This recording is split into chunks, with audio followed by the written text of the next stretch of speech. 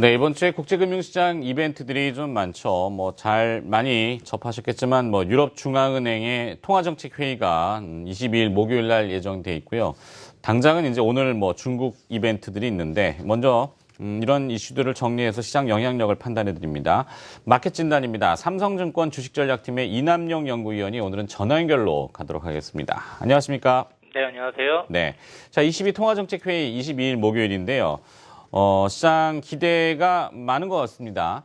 어제 덴마크가 또 느닷없이 금리를 인하하는 바람에 ECB가 뭔가를 좀 할 것이다라는 그 신뢰를 더 높이고 있던데요.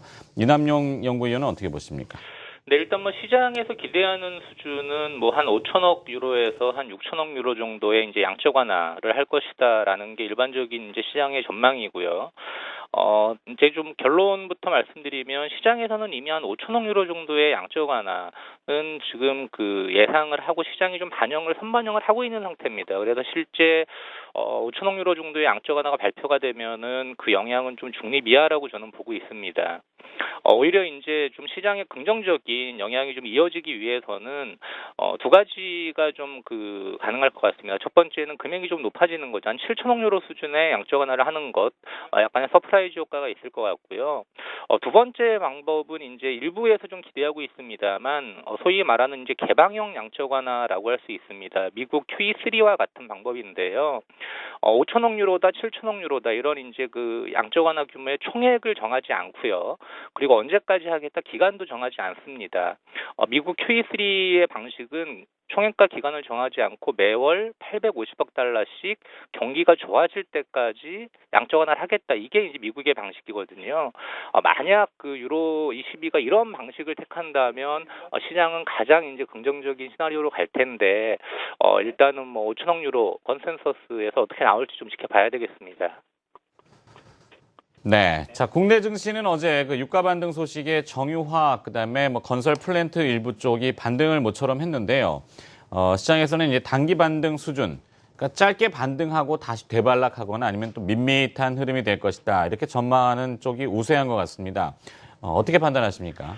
네, 저도 좀 방금 말씀하신 생각과 좀 유사한 생각을 가지고 있고요. 일단 가장 이제 좀 우리가 주목해야 될 부분은 낙폭이 크다라는 부분은 분명히 인정합니다. 또 밸류에이션 PBR 기준으로 0.5배가 안 되는 종목들이 속출하고 있고, 정유, 화학, 건설 플랜트 조선이 이제 대표적일 것 같은데요.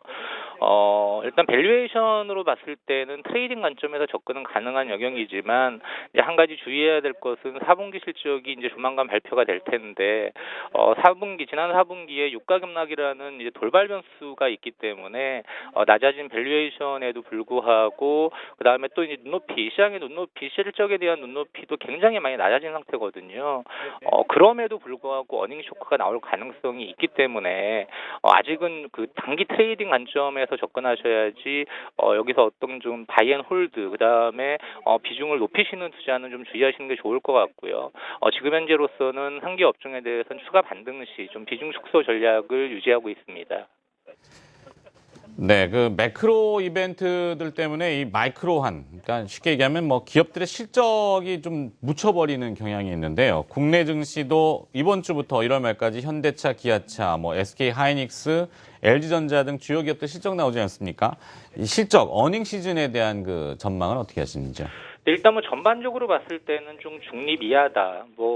그렇게 볼 수 있지만 눈높이가 낮아져 있기 때문에 중립 정도다라고 보시면 될 것 같습니다. 다만 섹터별로는 좀 엇갈릴 텐데 삼성전자 프리어닝에서 5.2조 발표했지만 IT 업종이 그나마 이제 가장 무난한 실적이 나올 것 같습니다.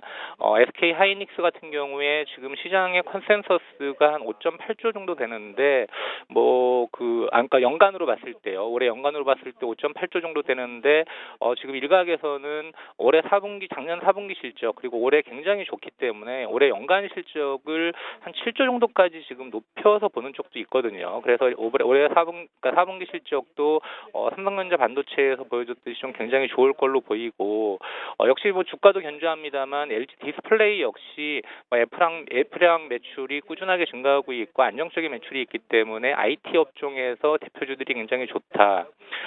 이제 자동차와 부품 쪽 같은 경우에는 지금 시장의 눈높이를 좀 소폭 하회할 것 같습니다. 큰 폭의 이제 하회보다는 4분기에 있었던 원화 강세의 영향, 그 다음에 약간의 이제 그 북미 시장에서 인센티브를 좀 높이면서 좀 영업이익 마진율이죠. OP 마진이 좀 감소했던 부분 감안하면 뭐 매출은 좋았지만 이익은 조금 하회할 가능성이 높고요. 일단 국내 내수가 좀 부진했기 때문에 유통 업종 좀 부진할 걸로 보이고, 아까 말씀드렸던 정유나 화학, 조선 건설 플랜트 같은 소재와 산업재 쪽은 낮아진 눈높이에도 불구하고 다소 좀 더 실망스러운 쪽으로 나올 가능성이 높다. 이 정도로 지금 보고 있습니다. 네, 올해부터 새롭게 단장된 이 삼성증권의 코리아 30 포트폴리오 시장 대비 초과 수익률이 나타나고 있다고 하는데요. 종목 교체가 좀 있었습니까? 신규 편입된 종목들 매력도를 좀 한번 살펴본다면요. 네, 뭐 간략히 말씀드리면 세 종목 정도 이제 저희가 교체를 했는데요. 뭐 다음 카카오 너무 잘 아시지만 뭐 정부의 핀테크, 이제 뭐 그 금융과 기술의 이제 융합이라고 할 수 있죠. 산업 육성 정책 하루에 하나씩 정도 지금 나오고 있습니다. 국내 그 카카오톡이라는 그런 캐피어 마켓을 가지고 있는 대표 기업이기 때문에 핀테크 산업 육성주의 최대 수혜주라고 보고 있고요. 좀 전에 언급드린 SK 하이닉스는 아마 그 코스피 200 종목 내에서는 2015년 가장 견조한 실적 모멘텀을 가지고 있다라고 보고 있습니다. 꾸준한 우상향, 주가 우상향을 기대하고 있고, 조금 이제 중소형주입니다만 MDS 테크라는 기업이 있습니다. 인베디드 소프트웨어라는 이제 그 기술력을 가지고 있는데, 자동차의 이제 전기 장치 부품이 증가하고 스마트카 시장이 확대되면서 수혜를 받을 수 있는 기업이다. 그래서 이렇게 세 종목을 신규로 좀 편입을 했습니다. 네, 오늘 이제 중국 이벤트를 또 넘기면 시장을 다시 현물 시장하고 연결시킬 텐데요. 1월 후반 쪽에 남아있는 모멘텀, 주목할 만한 모멘텀, 그와 연관된 기업을 조금 묶어주시면 도움이 될 것 같습니다. 네, 일단은 좀 대형주보다는 아직까지는 중소형주 또는 좀 이제 이슈가 있는 종목이 유리하다라는 측면을 가지고 있고, 최근에 이제 반도체 장비 쪽과 이제 핸드셋 부품주들이 좀 좋은데요. 반도체 이제 장비 쪽에서는 저희 코리아 30에도 편입돼 있습니다만, 이제 아이원스라고 하는 그 반도체 세정 장비에 들어가는 소모품을 그 납품하는 기업이 있습니다. 삼성전자, 하이닉스, 인텔 등 글로벌 그 반도체 기업과 다 계약을 맺고 이제 그 매출 꾸준한 성장을 보이고 있고요. 지금 한 시가총액이 뭐 한 1,500억 정도 됩니다만 올해 굉장히 좀 큰 성장을 할 걸로 보고 있습니다.